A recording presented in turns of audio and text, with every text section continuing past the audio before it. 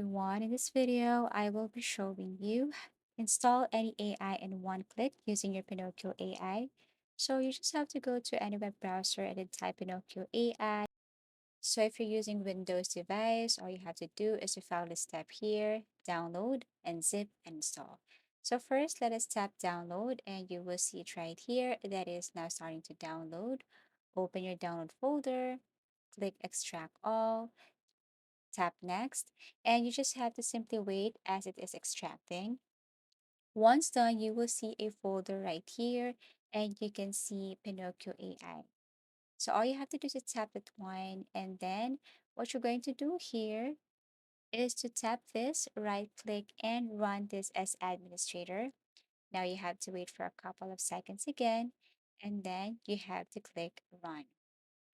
Now, this is what it looks like after you tap run. So all you have to do is to click this, visit discover page. Once you tap this, and then you will see all the AI tools that you can use. But of course, you have to download this one. Okay, so there is a tool or AI for chatbot, for changing of your voice, enhancing your picture, or creating some prompts here. But what we're going to do is to simply show you how to download Stable Diffusion Web UI. Tap this one and then click download. Now take note, it will take a couple of minutes for you to download and install this one. Now click download again and then wait for a couple of minutes again. And then you have to really have a huge space for this because you're going to download a huge file. So I suggest that you should have a, you know, um, free space for this. Once done, click install. Wait for a couple of minutes again.